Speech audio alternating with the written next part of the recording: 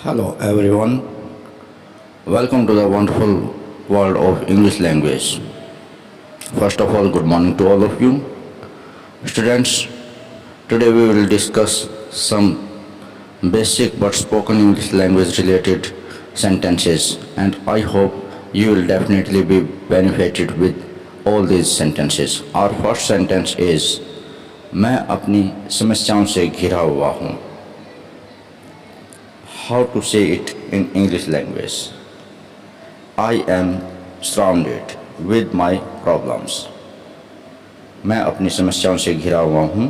I am surrounded with my problems. ऐसा नहीं है कि मैं कुछ नहीं जानता. It is not that. ऐसा नहीं है. It is not that. मैं कुछ नहीं जानता. I don't know anything. It means it's not that I don't know anything. तुम केवल नामात्र के दोस्त हो. नामात्र को बोलते हैं इंग्लिश में so called. Your sentence will be you are so called friend. For example, तुम केवल नामात्र के वकील हो. You are so called advocate. तुम केवल नामात्र के टीचर हो. You are so called teacher. तुम केवल नामात्र की पत्नी हो. You are so called wife. तुम केवल नामात्र के पति हो. You are so called husband. So let's come to the next sentence. ये तुम्हारी सुंदरता का कमाल है. It's a magic of your beauty. ये तुम्हारे बोलने का कमाल है. It's a magic of your speaking. ये तुम्हारी बातों का कमाल है. It's a magic of your talkings. सुंदरता का कमाल, magic of. It's a magic of. Next sentence. सच तो यह है कि मैं तुमसे प्यार करता हूँ. अब ये बात समझ में आनी चाहिए. सच तो यह है. How to say it in English language? सच तो यह है as a matter of fact. मैं तुमसे प्यार करता हूँ. I love you. सच तो यह है कि मैं एक टीचर हूँ. As a matter of fact, I am a teacher. सच तो यह है कि मैं सब कुछ जानता हूँ. As a matter of fact, I know everything. सच तो यह है कि मैं इस घर का मालिक हूँ. As a matter of fact, I am the owner of this house. Next sentence. मैं तुम्हारे कहने पर यहाँ आया हूँ. How to say it in English language? मैं तुम्हारे कहने पर. I have come here at the behest of you. मैं तुम्हारे कहने पर यहाँ आया हूँ.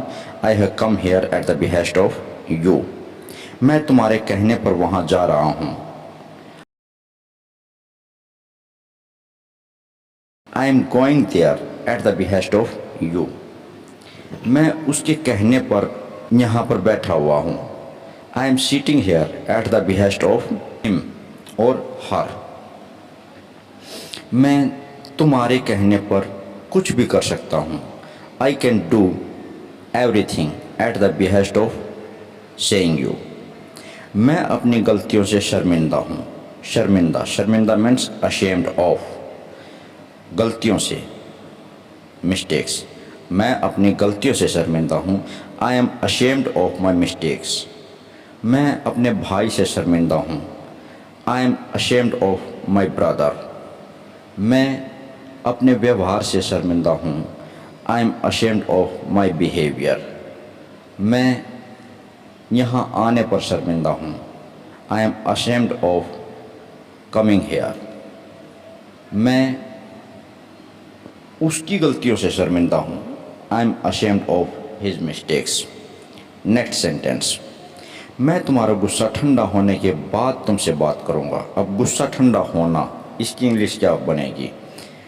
गुस्सा एंगर, और किसी चीज़ का ठंडा होना मतलब गुस्सा तो कोई चीज़ नहीं है कि वो हॉट हो गया और फिर वो ठंडा करना है.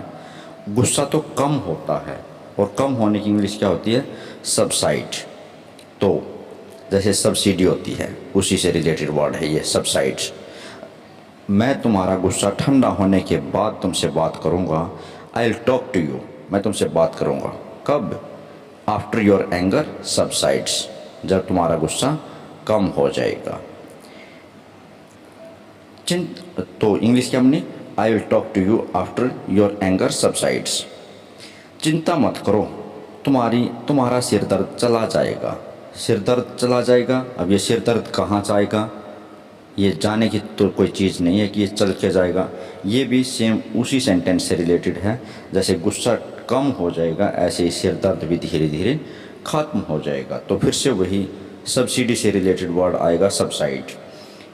चिंता मत करो, don't worry, your headache will subside. तुम्हारा सिर दर्द कम हो जाएगा, तुम्हारा सिर दर्द खत्म हो जाएगा। Don't worry, your headache will subside. जितनी चादर हो उतने पैर पसारो, ये एक इडियम है। जितनी चादर हो उतने पैर पसारो, it means cut your coat according to your coat, cut your cloth according to your coat. कपड़ा उतना ही काटे जितने से आपका कोट बन जाए। I hope you will definitely learn something about these sentences, and today I have to wrap this video up till now. So I hope you will definitely be benefited with these sentences, and we will meet you again in a new video with new sentences. Thank you to listening this video. Thank you.